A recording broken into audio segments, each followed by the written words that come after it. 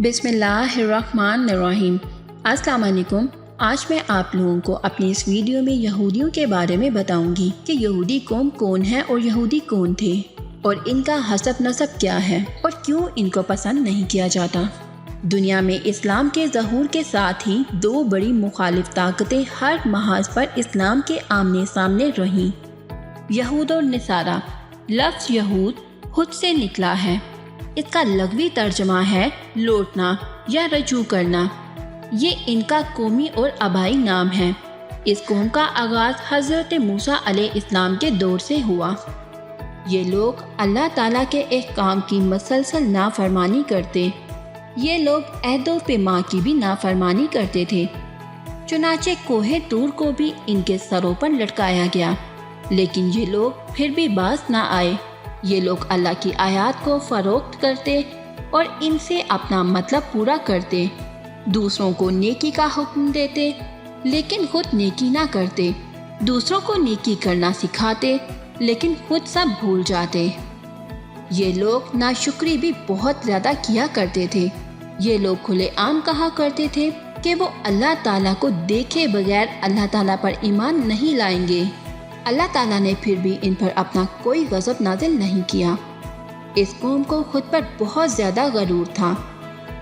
جب اللہ تعالیٰ نے ان پر من و سلوہ اتارا تو یہ لوگ بہت خوش ہوئے، لیکن یہ لوگ کچھ دیر بعد ہی اللہ کی اس نعمت سے اکتا گئے اور پھر انہوں نے اللہ سے ضد کی کہ اسے بند کیا جائے اور ان کے لیے زمین سے اناج اگانے کا بندوبست کیا جائے۔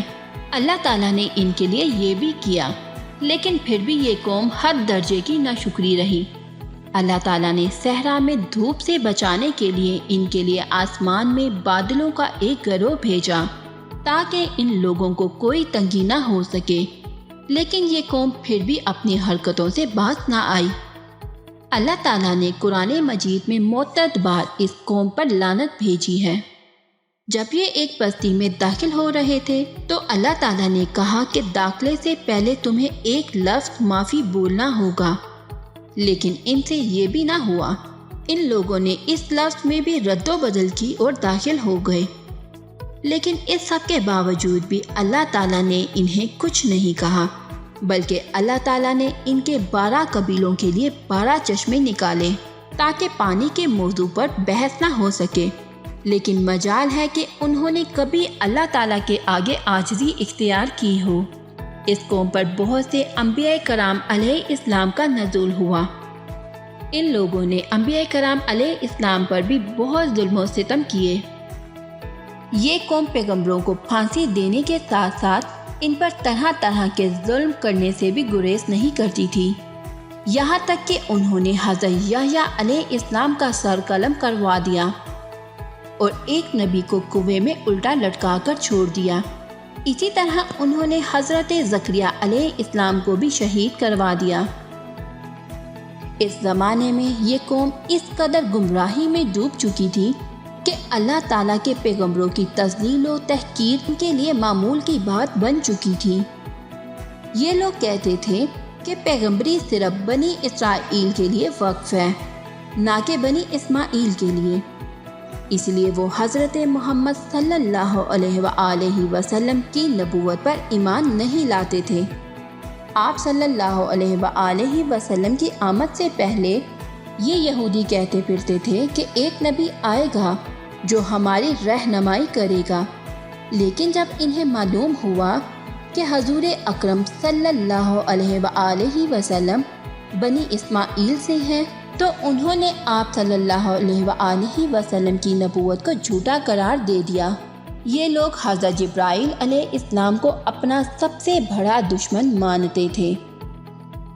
اس کی سب سے بڑی وجہ یہ تھی کہ حضرت جبرائیل علیہ السلام وحی لے کر آپ صلی اللہ علیہ وآلہ وسلم کے پاس آتے اور انہیں یہودیوں کی سازشوں کے بارے میں آگاہ کرتے۔ آپ صلی اللہ علیہ وآلہ وسلم اس وحی کے ذریعے آگے کی حکمت عملی طے کرتے اور ان کی تمام تر سازشوں کو ناکام کر دیتے۔ حتیٰ کہ ان لوگوں نے زبور اور توریت میں رد و بدل کر دی تھی اور اللہ کے احکامات کو اپنے مطابق کر لیا تھا۔ سورہ ال عمران کی آیت نمبر 78 میں اللہ تعالیٰ فرماتے ہیں، ان میں سے کچھ لوگ ایسے ہیں جو کتاب پڑھتے ہیں اور زبان کا الٹ پھیر اس طرح کرتے ہیں کہ تم سمجھو کہ وہ کچھ اور پڑھ رہے ہیں، کہ وہ کتاب ہی کی عبادت ہے۔ وہ لوگ نعوذ باللہ یہ بھی کہتے تھے کہ اللہ فقیر ہے اور ہم غنی۔ سورہ ال عمران آیت نمبر 181۔ اس کے علاوہ یہودی بیت المقدس کے بھی خلاف ہیں۔ یہ لوگ آثار قدیمہ کی آڑ میں تابوت سکینہ کی تلاش کرتے پھر رہے ہیں تاکہ دوبارہ اپنا کھویا ہوا مقام و مرتبہ حاصل کر پائیں۔ یہ تابوت حضرت آدم علیہ السلام کے زمانے سے موجود ہے۔ اس تابوت کو جنت سے اتارا گیا ہے۔ یہودیوں کی نافرمانی اور مسلسل سرزش سے اللہ تعالیٰ نے ان سے یہ تابوت چھین لیا تھا۔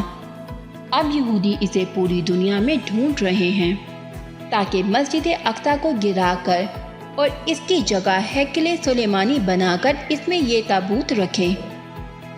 یہودیوں کی نسل کو جب ہٹلر ختم کر رہا تھا تو دنیا بھر کی اقوام نے یہودیوں کے ساتھ ہمدردی ظاہر کی تھی، لیکن اپنے آپ کو پھانسی پر لٹکانے سے پہلے اس نے کہا تھا کہ آپ لوگ نہیں جانتے کہ یہ کتنی بدکار قوم ہے، لہٰذا اس نے کچھ مٹھی بھر یہودیوں کو زندہ چھوڑ دیا تاکہ لوگوں کو بعد میں ان کی عقلیت کا اندازہ ہو سکے۔